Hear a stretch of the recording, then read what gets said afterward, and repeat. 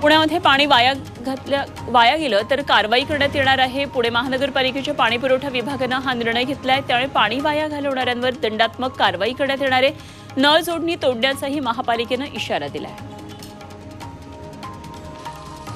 मावळमधल्या देहू ते विठ्ठलवाडी दरम्यान असलेल्या पिण्याच्या पाण्याच्या पाईपलाईनला गळती लागली आहे। त्यामुळे दररोज हजारो लिटर पाणी वाया जातं। मात्र या पाण्याच्या नासाडीकडे देहू पाणी पुरवठा विभागाचं दुर्लक्ष होत असल्याचा आरोप होतोय। त्यामुळे तात्काळ या पाईपलाईनची दुरुस्ती करावी अशी मागणी करण्यात आली आहे। पुण्यामध्ये राष्ट्रवादी अजित पवार पक्षाकडून मंगल कलश यात्रेचं आयोजन करण्यात आलंय। 1 मे रोजी संध्याकाळी 6 वाजता हडपसरला ही यात्रा येणार आहे। समता भूमीपेठ ते केसरीवाडा अशी ही मिरवणूक काढण्यात येणार आहे।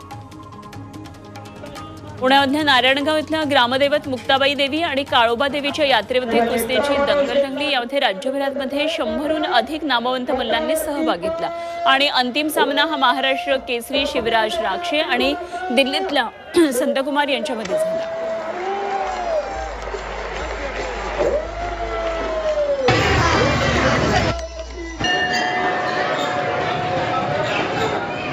पुण्याच्या आंबेगावमधल्या पारगावच्या मुक्ताई मातेचा यात्रा उत्सव जल्लोषात संपन्न झाला। या उत्सवादरम्यान मंदिराच्या गाभाऱ्याला आकर्षक अशा विविधरंगी फुलांनी सजवण्यात आलं।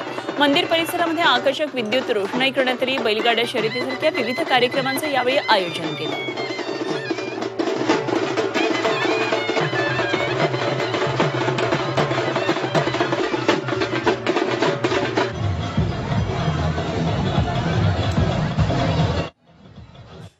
पिंपरी चिंचवड महानगरपालिकेच्या उद्यान विभागाकडून महापालिकेच्या 10 उद्यानांमध्ये कॅशलेस प्रवेश सुविधा सुरू करण्यात आली आहे। महापालिकेच्या उद्यानांमध्ये केवळ रोख रक्कम भरूनच प्रवेश मिळत होता।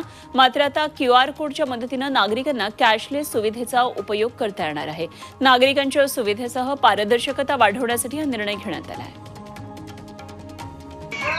लोणावळ्यामधल्या पर्यटन स्थळांवर पोलिसांची आता करडी नजर असणार आहे। काश्मीरच्या पहलगाममध्ये दहशतवाद्यांच्या हल्ल्यामुळे पर्यटकांनी पर्यटन स्थळांवर अतिरिक्त सुरक्षा पुरवण्याची मागणी केली आहे आणि यासाठी पर्यटन स्थळांवर पोलिसांचा चोख बंदोबस्त तैनात करण्यात येणार आहे।